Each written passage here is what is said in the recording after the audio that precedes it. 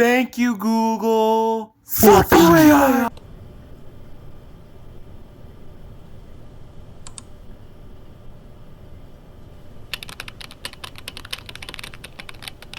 Slides. Screw platformers. Okay, but let me preface this by saying that platformers are a beautiful form of media, and truly I appreciate them. They're the foundation of gaming. That's why this video is coming purely from the perspective of a game designer. Anyways, let's answer the question you all been wondering. What is a platformer? Platformers are lots of things. It goes from games like Mario to Sonic, Hat in Time, but I think the Google has the best answer, so let's Google it real quick. A platformer is a type of video game where you jump between level and level, climbing up a platform and dodging obstacles, reaching the goal or exit point, while defeating enemies and overcoming obstacles. Well, this was made by AI, and Loki, fuck AI. Yeah, go cry in the corner. I hate AI. But, like the poor Clanker was saying, it's basically jumping to get to a platform. But you know what? I'll give you a visual demonstration. So we got little guy. Little guy's going to walk, jump, and then he's going to land.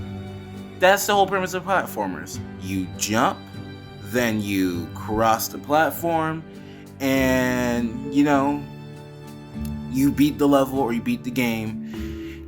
And you might be wondering, well, that seems kind of simple. What's your problem with platformers? Easy game to make? Platformers are simple? Well, I use the Demon Cat site known as Scratch to make my games, so it's not as simple. But if I really want to dig deeper into why it's not that simple, I'll have to explain to you the 3 things that are the most important, in my opinion, to a good game. So let's start with gravity.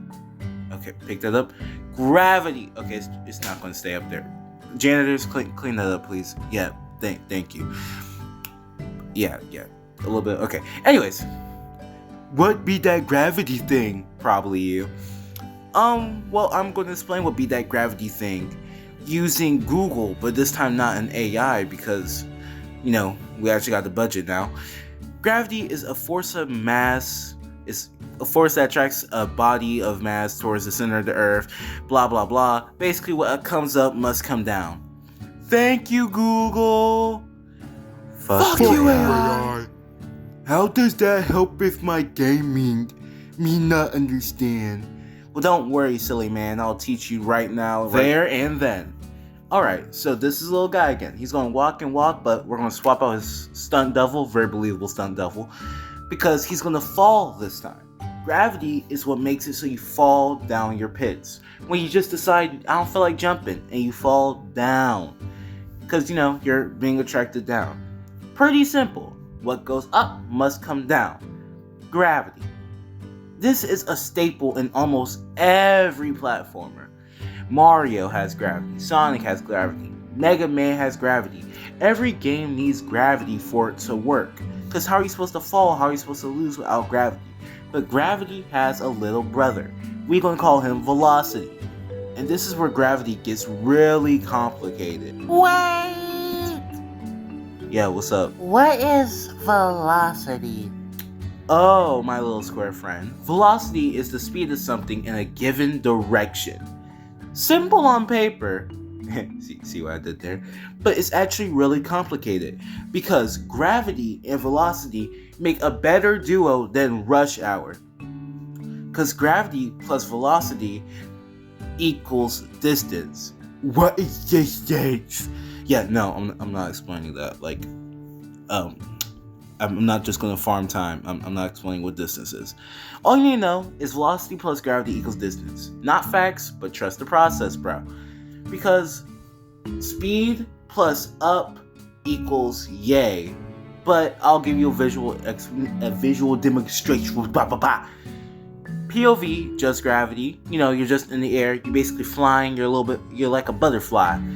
And just velocity, you're running in the same place. Like, you're just running straight forward and gravity just going up. But like with both, you clear the distance. You move fast and you move up, meaning that you keep your momentum and you shoot across whatever you're trying to jump over.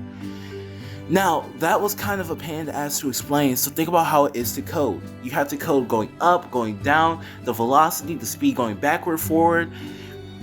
Whatever. Now we're done talking about gravity and, well, speed. Wait. Speed! Speed!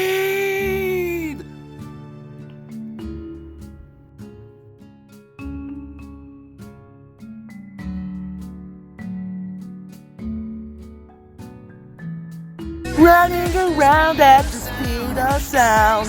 Got places to go, gotta follow my rainbow. It's now that the dance break is over, it's time for the team, which Sonic actually a very good representation of the camera. Our fast Hedgehog friend over here has one of the best cameras in platform or gaming in general, because you have to track him going that fast.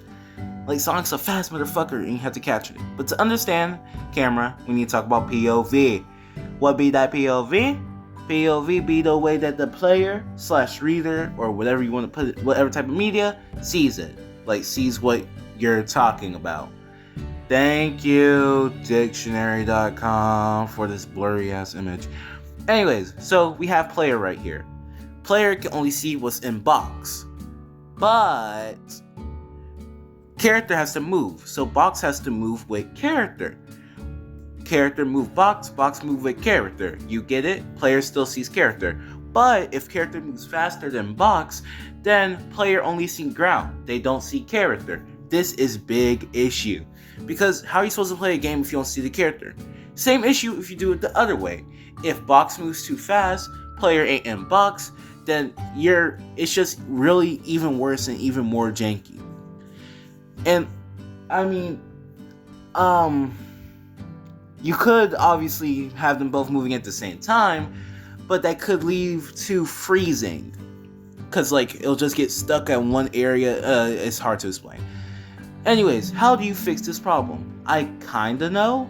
Cause I mean, if you move the camera slightly faster than the player, and then you have it so when the player is touching the box don't move no more. And then I mean, they're in the same pace now. And even if you move up a little bit, if you have it so front box is touching player, then move back box to touching player, it might work. But I'm using Scratch, and you cannot do front box, back box on Scratch because you can't control the camera. Well, there is one more thing I forgot to explain. Well, didn't forget is because I made the video. How do you manage it all? Like I'm actually asking. Like, this is how my average line of code looks on Scratch. Just absolutely pathetic stuff. And Scratch doesn't have like no camera blocks. You can't like just say camera do this, camera do that. And I ain't gonna front with you. I'm just a wee little lad. I got the time, but I don't got like the oomph, the passion, the cool factor. So I guess you'll see in my next video if I ever figure that out. Yes, that is hinting my next video is going to be Scratch based somewhat if I keep the same idea. The end?